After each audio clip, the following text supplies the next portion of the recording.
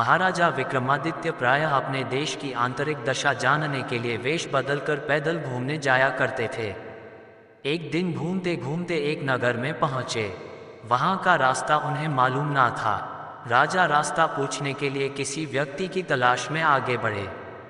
आगे उन्हें एक हवलदार सरकारी वर्दी पहने हुए दिखा।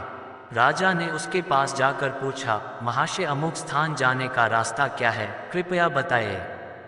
हवलदार ने अकड़ कर कहा, मूर्ख तू देखता नहीं, मैं हाकिम हूँ, मेरा काम रास्ता बताना नहीं है, चल हर किसी दूसरे से पूछ।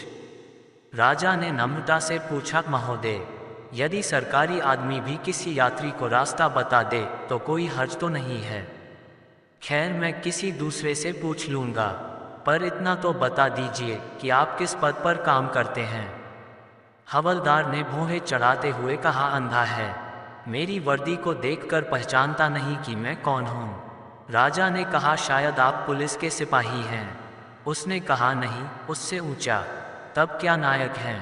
नहीं, उससे भी ऊंचा। अच्छा तो आप हवलदार हैं। हवलदार ने कहा, अब तू जान गया कि मैं कौन हूँ, पर ये तो बता इतनी पूछताछ करने का तेरा क्या मतलब और तू कौन है? राजा ने कहा, मैं भी सरकारी आदमी हूँ। सिपाही की ईंट कुछ कम हुई। उसने पूछा, क्या तुम नायक हो? राजा ने कहा, नहीं, उससे ऊंचा। तब क्या आप हवलदार हैं? नहीं, उससे भी ऊंचा। तो क्या दरोगा है? उससे भी ऊंचा। हवलदार ने कहा, तो क्या आप कप्तान हैं? राजा ने कहा, नहीं, उससे भी ऊंचा। सूबेदार जी हैं? नहीं, उससे भी ऊंचा।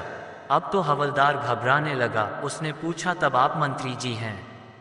राजा ने कहा, भाई बस एक सीढ़ी और बाकी रह गई है। सिपाही ने गौर से देखा तो शादी पोशाक में महाराजा विक्रमादित्य सामने खड़े हैं। हवलदार के होश उड़ गए। वह गिड़गिड़ाता हुआ राजा के पांव पर गिर पड़ा और बड़ी दीनता से अपने अपराध की माफ़ी मांगने लगा। राजा ने कहा, माफ़ी मांगने की कोई बात नहीं है, मैं जानता हूँ कि जो जितने नीचे है वह उतने ही ये करते हैं। जब तुम बड़े बनोगे तो मेरी तरह तुम भी नम्रता का बर्ताव सीखोगे। जो जितना ही ऊंचा है वह उतना ही सहनशील एवं नम्र होता है, और जो जितना नीचे एवं ऊंचा होता है वह उतना ही ऐंठा रहता है। अर्थात दुष्ट व्यक्ति के पास विद्या हो तो वह विवाद करता है, धन हो तो घमंड करता है, और यदि शक्ति हो तो दूसरों को परेशान करता है। वहीं साधु प्रकृति का व्यक्ति विद्या ज्ञान देने में, धन दान देने में और शक्ति दूसरों की रक्षा करने में खर्च करता है।